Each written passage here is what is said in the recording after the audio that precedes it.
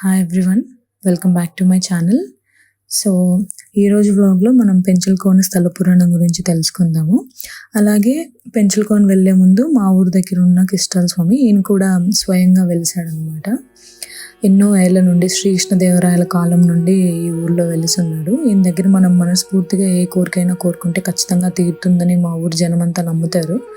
మా తమ్ముడు కూడా ఇక్కడ మొక్కుకున్నాడు, జాబ్ వస్తే 101 టెంకాయలు కొడతానని. సో కరెంట్లీ ఇక్కడైతే ఆ 101 టెంకాయలు దేవుడికి కొట్టేసి పూజ చేసేసి తర్వాత మేము పెంచలకోన వెళ్ళడానికి స్టార్ట్ అయిపోతాము. పెంచలకోన అయితే మేము రీచ్ అయిపోయాము. మీరు చూసేదే మెయిన్ గర్భగుడి అనమాట దేవుడిది. లోపలే దేవుడు స్వయంభుగా వెలిసి ఉన్నాడు. ఇక్కడ ఆయన ఎలా వెలిసాడు అనేది మన స్థల పురాణంగా చెప్పుకుంటాము. అసురరాజైన హిరణ్యకశిపుని చంపిన తర్వాత అదే రూపంతో శేషాచలం అడవుల్లో తిరుగుతూ ఉంటాడనమాట దేవుడు.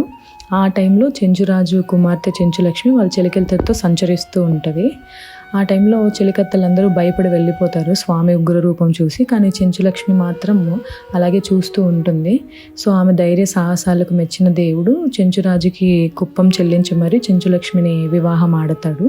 వివాహం ఆడిన తర్వాత పెన వేసుకొని ఈ పెంచలకోనలో శిలగా మారతాడనమాట.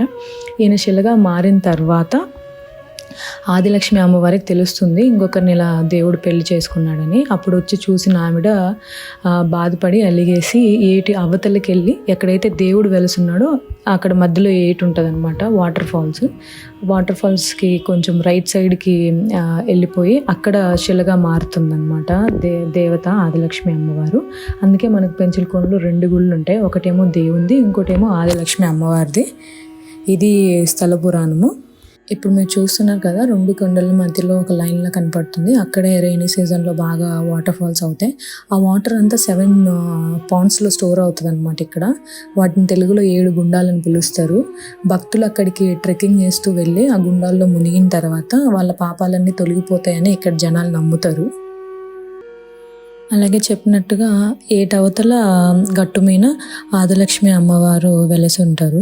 అక్కడ కూడా గుడి ఉంటుంది, ఇదే ఆ గుడి. అండ్ ఇక్కడ పెద్ద చెట్టు కూడా ఉంది.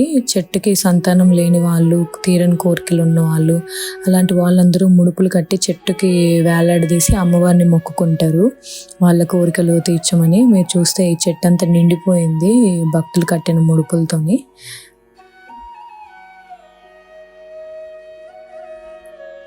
ఒక డెకరేషన్లా ఉంది కదా చూడడానికి, కన్నులు విందుగా ఉంటుంది.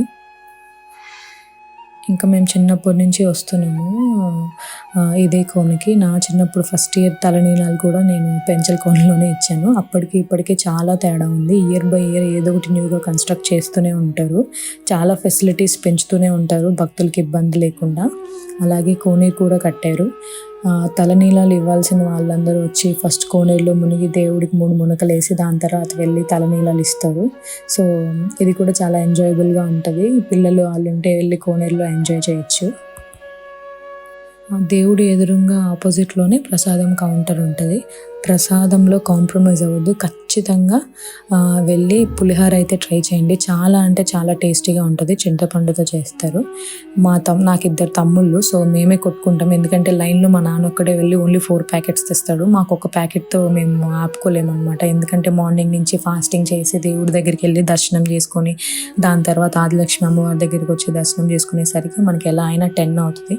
సో కడుపులో కాలుతూ ఉంటుంది అనమాట. ఒక్క ప్యాకెట్తో సరిపెట్టుకోలేము కాబట్టి మళ్ళీ మేము కూడా వెళ్ళి లైన్లో నిల్చొని క్యూ కట్టి మరీ తెచ్చుకుంటాము. ఒక్కోసారి అవి కూడా సరిపోవు. సో ఏం చెప్పమంటారు, అలాగా ప్రసాదం బాధలు కూడా ఉంటాయి దేవుడి దగ్గర, కానీ తప్పదు. కావాల్సింది అనుకున్నప్పుడు లైన్లో ఉండి మరీ తెచ్చుకొని తినాలి.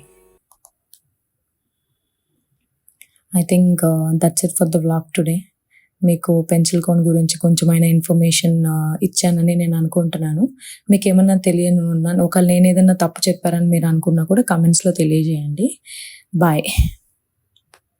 See you later in the next vlog.